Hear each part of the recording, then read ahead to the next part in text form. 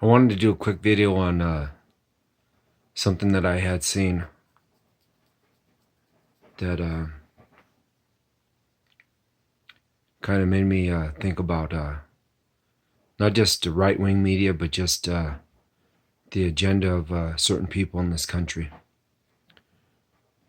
We all know that Afghanistan was it had to be what it was, I guess.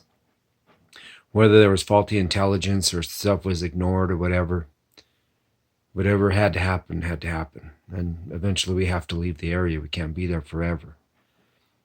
These same people that'll tell you that it's going to be America first are the same ones that are giving the current administration a hard time because of its pullout, but eventually it had to happen. There's extremists in all ideologies. And I guess what I'm trying to say is that, and I'm not trying to be partisan here, but right-wing extremism is rampant. Everybody hides behind the veil of religion, and they use that as an excuse to commit whatever atrocities because somehow God is going to forgive them. God isn't going to forgive you. God isn't going to be understanding of you. And the same hell that you damn everybody else to is the hell that you're going to go to.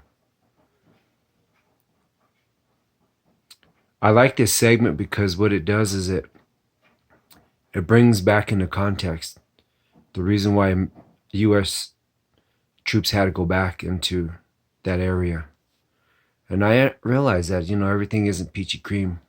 And I realize there's a lot of things that aren't being said. But this is what is being said, especially by a lot of the right-wing media, is that we don't really care what happened to the troops. We're not really mourning their loss. What they're trying to say is that it's a point for them. It's a talking point. It's something they can spin on Fox Media and all the other bullshit right-wing outlets that are out there. These people are putting themselves in harm's way, folks. We have to support them. We have to understand that.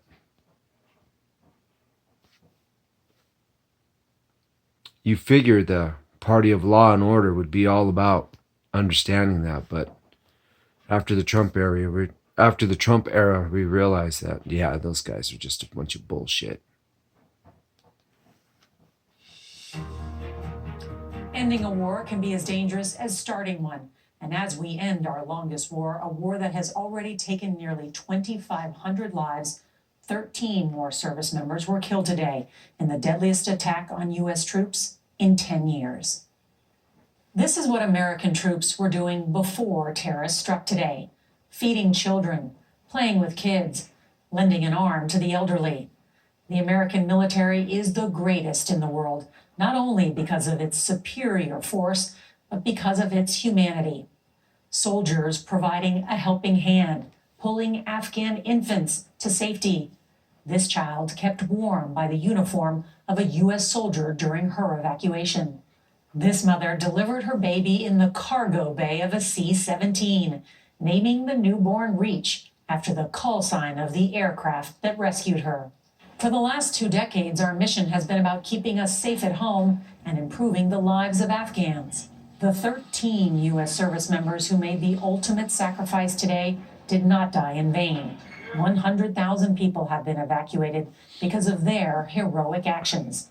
They answered the call and did what they were trained to do, a reminder of the high price of freedom. And God bless our U.S. troops. We'll be right back.